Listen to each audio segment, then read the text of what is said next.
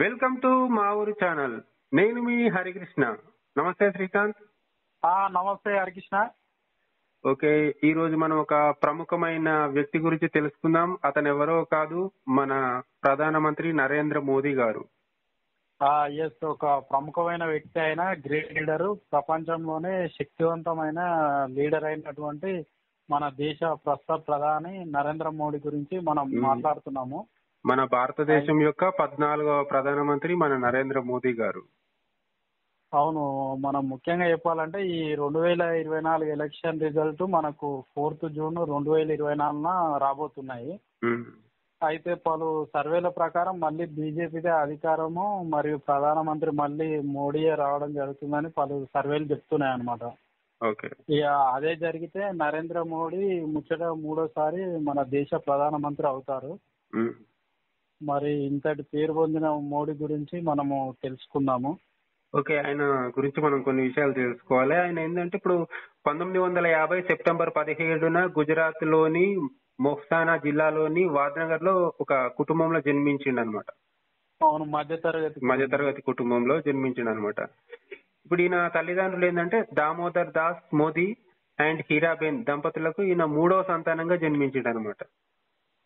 అవునవును. అయితే ఈయనకు ఒక అక్క కూడా ఉంది. వీళ్ళు ముగ్గురు అన్నదమ్ములు అన్నమాట. ముగ్గురు అన్నదమ్ములు, ఒక అక్క, ఒక తమ్ముడు ఉన్నాడు అనమాట మోడీకి. ఓకే, ఇక్కడ విశేషం ఏంటంటే వీళ్ళు ఎవరు కూడా రాజకీయాలు లేరు. కరెక్టే. ఎందుకంటే ఇప్పుడు ఎవరైనా రాజకీయంలో ఉంటే వాళ్ళ ఫ్యామిలీ మెంబర్స్ అందరినీ రాజకీయంలో తీసుకొస్తారు కదా, కానీ మోదీకి సంబంధించిన వాళ్ళ ఫ్యామిలీ మెంబర్స్ ఎవరు రాజకీయంలోకి రాలేదు ఇప్పటి వరకు. అవును, మళ్ళీ వీళ్ళు జీవితం కూడా సాధారణ జీవితం గడుపుతుంటారు అనమాట. అంటే మామూలుగా అందరు ఎట్లుంటారో వాళ్ళు అట్లా ఉంటారు. ఈ హంగు ఆర్భాటాలు, సెలబ్రిటీ హోదా ఏవి ఉండవు అనమాట వాళ్ళకి. ఇది చాలా అరుదైన కుటుంబం అనే చెప్పొచ్చు. ఇట్లా అది నరేంద్ర మోడీ కుటుంబానికి దక్కుతుంది. అయితే నరేంద్ర మోడీ తల్లి పేరు హీరాబెన్. ఈమె డిసెంబర్ 30, 2020 మరణించింది అనమాట. అయితే తండ్రి మాత్రం 1989లో మరణించారు. ఇతడు వాద్నగర్ లోని రైల్వే స్టేషన్ లో టీ అమ్మేటోడు అనమాట, మన నరేంద్ర మోడీ వాళ్ళ నాయన. అవును, అట్లా వాళ్ళ ఇది ఇట్లా ఆయన టీ అమ్మడం తోటి నరేంద్ర మోడీ కూడా అప్పుడప్పుడు రైల్వే స్టేషన్ కి వెళ్తుండేవాడు అనమాట. అట్లా అదే ఆయన ఇప్పుడు అదే తర్వాత ఏంటంటే ఇప్పుడు నరేంద్ర మోడీ అక్కడ వాద్నగర్ లోనే అక్కడ స్కూల్ వాద్నగర్ లోనే చేసిండు అనమాట. అవునవును. అయితే మనకు ఢిల్లీలోని విశ్వవిద్యాలయం కొంచెం దూర విద్య చేసిండు అనమాట. అదే పొలిటికల్ సైన్స్ లో చేసిండు, రాజనీతి శాస్త్రంలో డిగ్రీ చేసిండు అనమాట అక్కడ.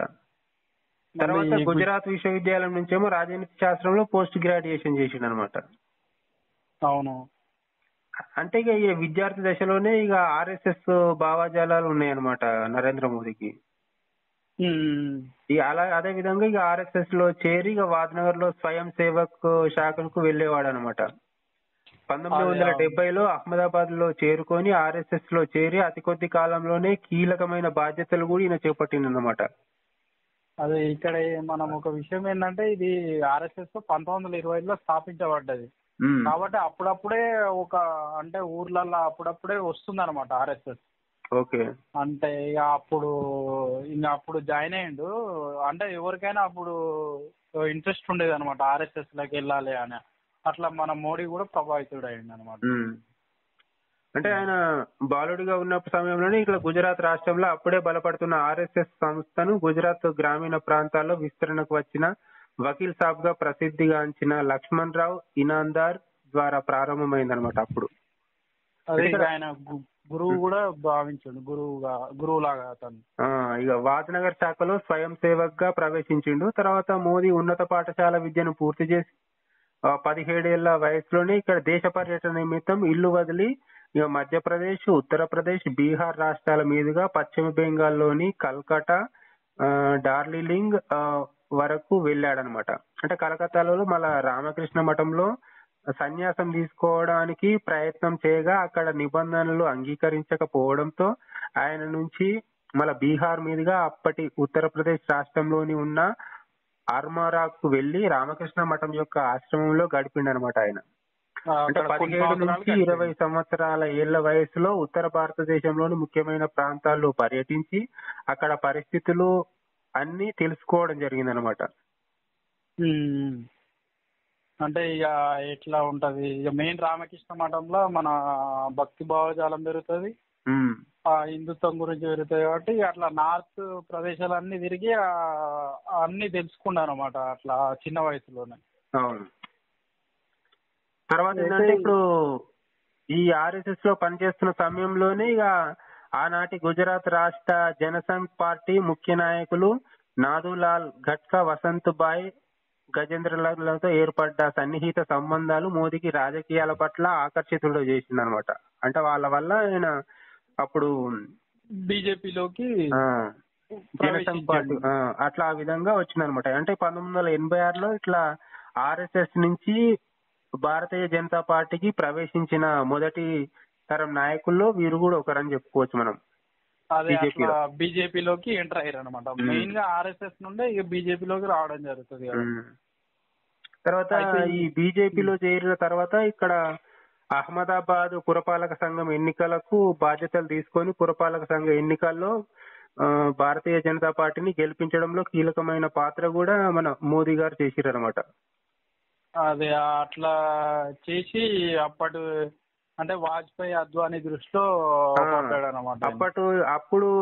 అప్పుడు బీజేపీ రాష్ట్ర అధ్యక్షులు ఎవరంటే ఎల్కే అద్వానీ ప్రోత్సాహంతో కూడా చాలా మంచి పేరు తెచ్చుకున్నాడు అనమాట. అవునవును. ఆ తర్వాత భారతీయ జనతా పార్టీ కార్యదర్శిగా కూడా పదవిలు చేపట్టిండు అనమాట. అది అంటే అప్పుడు ఈ అయోధ్య రథయాత్ర చేసిండు మన అద్వానీ 1990లో. అప్పుడు గుజరాత్ నుండి ఈయన హెడ్ ఉండాలన్నమాట మన అయోధ్య రథయాత్ర. లాల్ కృష్ణ అద్వానీ చేపట్టిన అయోధ్య రథయాత్రకు గుజరాత్ మొత్తం ఈయన బాధ్యత వహించాడు అనమాట. తర్వాత 1992లో మురళీ మనోహర్ జోషి చేపట్టిన ఈ కన్యాకుమారి కాశ్మీర్ ఏకతా రథయాత్రకు కూడా ఈయన ఇన్ఛార్జ్ గా చేసిండు అనమాట. ఇన్ఛార్జ్ ఉండి మంచి సక్సెస్ అయ్యిండు. అంటే మోడీ తన వ్యూహాలతోటి ఈ రెండు యాత్రలను బాగా సక్సెస్ చేసి జాతీయ నాయకత్వాన్ని మెప్పించిండు మోడీ. తర్వాత 1993లో బీజేపీని రాష్ట్ర వ్యాప్తంగా బలోపేతం చేసేందుకు రాష్ట్ర ప్రధాన కార్యదర్శిగా పలు యాత్రలు కూడా చేపట్టిండు అనమాట 1993లో. అవునవును. అయితే అప్పుడు ఏమైందంటే అప్పుడు పార్టీలో సీనియర్ ఉండే అనమాట, సీనియర్ కేశుభాయ్ పటేల్. ఆ కేశుభాయ్ పటేల్ ముఖ్యమంత్రి అయ్యిండు అనమాట. అప్పుడు ముఖ్యమంత్రి అయితే ఈ గుజరాత్ లో 2000 సంవత్సరంలో భారీ భూకంపం వచ్చింది కచ్ ప్రాంతంలో. కానీ కేశుభాయ్ ప్రభుత్వము ఇక కేశుభాయ్ ముఖ్యమంత్రి ఉన్నాడు కాబట్టి ఆయన ప్రభుత్వం తక్షణ చర్యలు చేపట్టకపోవడంతో ప్రతిపక్షాల నుండి విమర్శలు వచ్చినాయి అనమాట ఈ బీజేపీ ప్రభుత్వం. అప్పుడు జాతీయ నాయకత్వము 2001 అక్టోబర్లో నరేంద్ర మోడీని గుజరాత్ ముఖ్యమంత్రిని చేసింది అప్పుడు ఫస్ట్. దానికంటే ముందు ఏంటంటే ఇప్పుడు ఆయన 1993లో అట్లా పార్టీని బలోపేతం చేసుకుంటా తర్వాత ఏంటంటే మళ్ళీ 1995లో జరిగిన ఈ శాసనసభ ఎన్నికల్లో బీజేపీ రాష్ట్రంలో అధికారంలోకి రావడానికి ఆయన కీలకమైన పాత్ర పోషించిండు. తర్వాత ఈ విజయం తర్వాత ఆయన సేవలను బీజేపీ ఏంటంటే జాతీయ స్థాయిలో వాడుకునేందుకు ఆయనను చూసిరనమాట. అప్పుడు అద్వానీ తదితర ఉత్తరప్రదేశ్, భారతదేశంలోని హిమాచల్ ప్రదేశ్, పంజాబ్, హర్యానా రాష్ట్రాలకు ఇతన్ని ఇన్ఛార్జ్ గా పెట్టిరనమాట నరేంద్ర మోడీ. తర్వాత ఆయా రాష్ట్ర ఇన్ఛార్జ్ గా పార్టీని బలోపేతం చేయడమే కాకుండా ఇట్లా పార్టీని అధికారంలోకి తీసుకురావడానికి మోదీ సాధించిన విజయాలు గమనించిన ఆర్ఎస్ఎస్ బీజేపీ నాయకత్వం బీజేపీ జాతీయ కార్యదర్శి పదవికి కట్టబెట్టిందనమాట. తర్వాత 1997లో అద్వానీ చేపట్టిన స్వర్ణ జయంత రథయాత్ర కూడా ఈయన పాల్గొన్నాడు అనమాట. తర్వాత మళ్ళీ 1998లో మళ్ళీ బీజేపీ పార్టీ అధ్యక్షునిగా బాధ్యతలు చేపట్టి అప్పుడు 1998లో మళ్ళా 1999 లోక్సభ ఎన్నికల్లో కూడా భారతీయ జనతా పార్టీ విజయం కోసం పార్టీకి కార్యదర్శిగా ఉంటూ బాధ్యతలు చేపట్టింది అనమాట. అవునవును. ఆ తర్వాత ఇక ఇప్పుడు నువ్వు చెప్పినావు కదా మనం చెప్పినట్టు అవునవును భూకంపం రావడం తోటి ఇంకా విమర్శలు వస్తే అప్పుడు మన మోడీకి అవకాశం ఇచ్చారనమాట ముఖ్యమంత్రిగా. ఇక 2001 నుండి 2014 మే వరకు అంటే ప్రధానమంత్రి అయ్యే వరకు గుజరాత్ ముఖ్యమంత్రి ఉన్నాడు అనమాట మన నరేంద్ర మోడీ. అవును. అయితే ఈ 2001 నుండి 2014 వరకు గుజరాత్ లో జరిగిన అభివృద్ధి కార్యక్రమాలు దేశం మొత్తానికి తెలిసేలా చేసినాయి. మొత్తం మీద ఆయన గుజరాత్ కి 4 సార్లు ముఖ్యమంత్రిగా అయ్యాడు. అవును. ఈ 4 సంవత్సరాల కాలంలో ఒకానొక దశలో భారతదేశంలో రిచెస్ట్ అంటే ధనిక రాష్ట్రం ఏదైనా ఉందంటే గుజరాత్ అనే పేరు మారిమోగిపోయింది అనమాట అప్పట్లో. ఈయన మోడీ ఈ ముఖ్యమంత్రి ఉన్న కాలం మొత్తంలో గుజరాత్ అనమాట. దీంతో అయితే ఇట్లా ఈ పేరంతా బాగా వచ్చింది కాబట్టి దేశాన్ని మొత్తం ఈ గుజరాత్ వైపు చూసేలా చేసిండు మోడీ. అదే ఇప్పుడు ఆయన గుజరాత్ గా ముఖ్యమంత్రిగా అంటే ఇప్పుడు ముఖ్యమంత్రి పీఠం అధిష్ఠించిన అంటే ఒక సంవత్సరంలోనే ఆయన అద్భుత విజయాలు కూడా సాధించిండు. ఈ భూకంపం వల్ల నష్టపోయిన ప్రాంతాల్లో పెద్ద ఎత్తున పునరావాస కార్యక్రమాలు చేపట్టి తర్వాత 2022లో గోధ్రాలో నెక్స్ట్ అంటే అక్కడ అప్పుడు ఇంకోటి కూడా అయిందనమాట.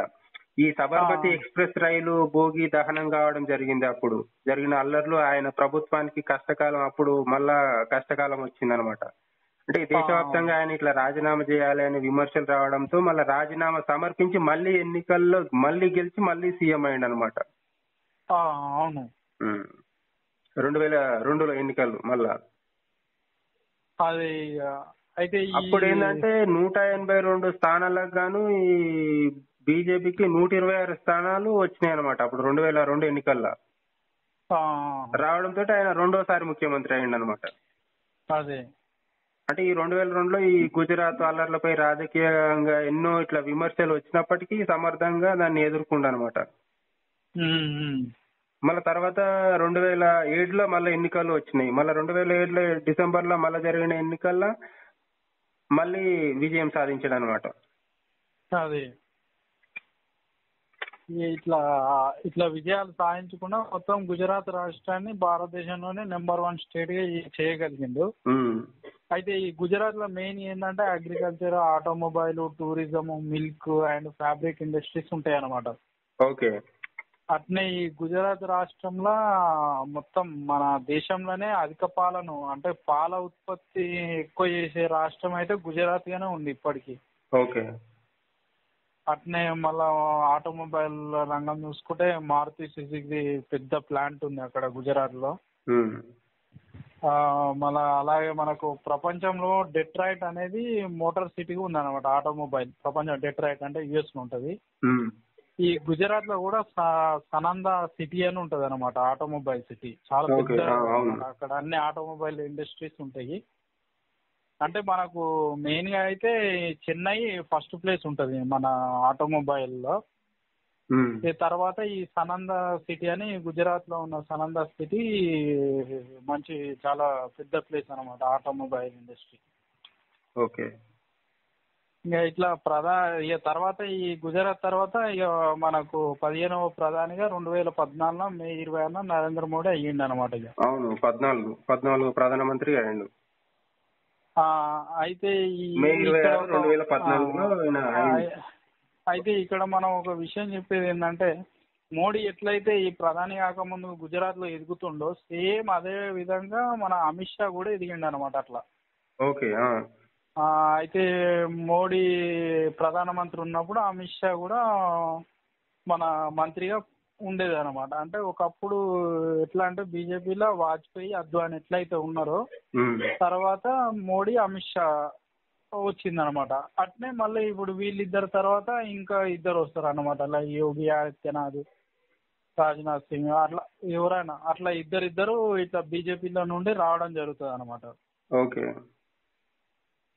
ఇట్లా అంటే ఇక మన హోమ్ మినిస్టర్ గా ఆయన ఉండు, ఈయననేమో ప్రధానమంత్రిగా ఈయన ఉన్నాడు అన్నమాట మన మోడీ. ఇక ఈ ప్రధాని అయిన తర్వాత మోడీ 2 సంచలనాలు జరిగినాయి.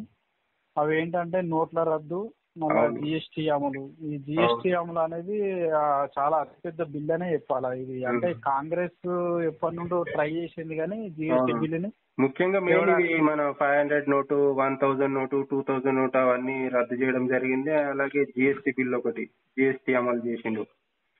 జిఎస్టీ తర్వాత మళ్ళీ ఇంకా కాంగ్రెస్ ఈ అధికరణ 370 రద్దు. ఈ ఆర్టికల్ ఆర్టికల్ 370. 376 అనేది ఇది ఇంకా చాలా పెద్దది అనమాట. అంటే ఈ ఆర్టికల్ 376 అంటే ఏంటంటే మనకు భారతదేశంలో ఏ రాష్ట్రానికి లేని స్వతంత్ర ప్రతిపత్తి జమ్మూ కాశ్మీర్ రాష్ట్రానికి ఉండేది ఒకప్పుడు. మనకు 1947 ఆగస్టు 15 భారత్ పాకిస్తాన్ కు స్వాతంత్రం వచ్చినాయి. అయితే పాకిస్తాన్ శ్రీనగర్ ను ఆక్రమించేందుకు కుట్ర పన్నింది అనమాట. అప్పుడు జమ్మూ కాశ్మీర్ చివరి రాజు హరి సింగ్ కొన్ని షరతులకు లోబడి 1948 అక్టోబర్ 26న కాశ్మీర్ సంస్థానాన్ని భారత్ లో విలీనం చేసింది అనమాట. అయితే వారికి కొన్ని షరతులతోటి సంబంధించి షరతులకు ఒప్పుకొని అట్లా మా కాశ్మీర్ సంస్థానాన్ని భారత్ లో విలీనం చేసింది అనమాట. ఆ ప్రత్యేక షరతులు ఒప్పుకోవడానికి సంబంధించి మన రాజ్యాంగంలో ఆర్టికల్ 370ని చేర్చిరు అనమాట అప్పుడు. ఓకే. అట్లా చేర్చి వాళ్ళకి ప్రత్యేక వసతులు కల్పించారు. అవి ఏంటంటే ఇక మిగతా రాష్ట్రాల్లాగా వారికి ఉండదు అనమాట, వర్తించదు. ఇప్పుడు ఎట్లా ఇప్పుడు సిబిఐ కానీ ఈడీ కానీ ఇప్పుడు మన రాష్ట్రాలలో ఈజీగా ఎంటర్ కావచ్చు. అవును. కానీ ఈ ఆర్టికల్ 370 తోటి ఇప్పుడు జమ్మూ కాశ్మీర్లోకి వెళ్ళాలంటే ఆ రాష్ట్ర ప్రభుత్వం అనుమతి తీసుకొని వెళ్ళాల్సి ఉండేది. అంటే అట్లాంటి షరతులు ఉండేది అనమాట ఈ జమ్మూ కాశ్మీర్కి. అవును. ఇది ఒక విధంగా మన భారత ప్రభుత్వానికి చాలా కష్టతరం అయ్యేది. ఎందుకంటే అటు డెవలప్మెంట్ ఆగిపోయేది అక్కడ. మళ్ళీ ముఖ్యంగా ఏంటంటే ఈ ఎక్కువ టెర్రరిజం విరిగిపోయేది అనమాట. ఈ దీంతో మన భారతదేశానికి చాలా ఇబ్బందిగానే ఉండేది. అయితే ఇది గమనించిన మోడీ ఈ ఆర్టికల్ 370ని రద్దు చేసిండు అనమాట. ఈ రద్దు చేయడం తోటి మనకు ఇప్పుడు తెలంగాణకు, ఆంధ్రప్రదేశ్కి ఏ హక్కులు ఉంటాయో జమ్మూ కాశ్మీర్ కూడా ఆ హక్కులే ఉంటాయి అనమాట. ఇక మనకు అన్ని రాష్ట్రాలకు ఎట్లయితుందో ఈ జమ్మూ కాశ్మీర్ కూడా అట్నే ఉంటాయి అనమాట. అట్లా ఇది కూడా చాలా పెద్ద బిల్లు.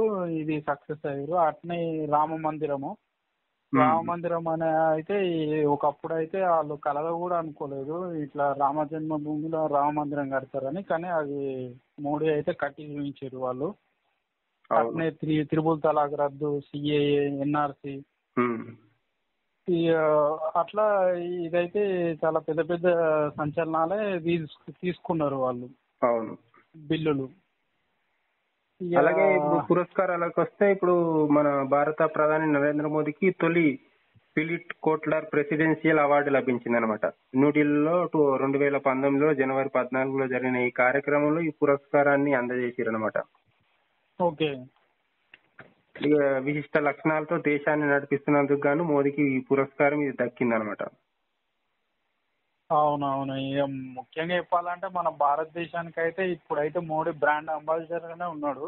అవును. ఎందుకంటే ఇప్పుడు ప్రపంచంలో ఇప్పుడు ఎట్లా అంటే రష్యా పుతిన్ అయితే ఎట్లా ఎదిగిండో అట్లా ఇప్పుడు మోడీ కూడా అట్లా ఒక అత్యంత శక్తివంతంగా ఉన్నాడు అనమాట మోడీ. అవును. అలాగే ఈ లెజెండరీ సింగర్ లతా మంగేష్కర్ స్మారకార్థం ఏర్పాటు చేసిన తొలి స్మారక అవార్డును కూడా మన ప్రధానమంత్రి నరేంద్ర మోదీ గారికి 2022 ఏప్రిల్ 24 ముంబైలో స్వీకరించారు అనమాట. అవును. అట్లానే ఏంటంటే మన భారత సైనిక శక్తిని అయితే ప్రపంచానికి చాటి చెప్పిండు మోడీ. ఏంటంటే ఇక పాకిస్తాన్ కూడా యుద్ధం చేయాలంటే భయపడే పరిస్థితి వచ్చింది అనమాట ఇప్పుడైతే.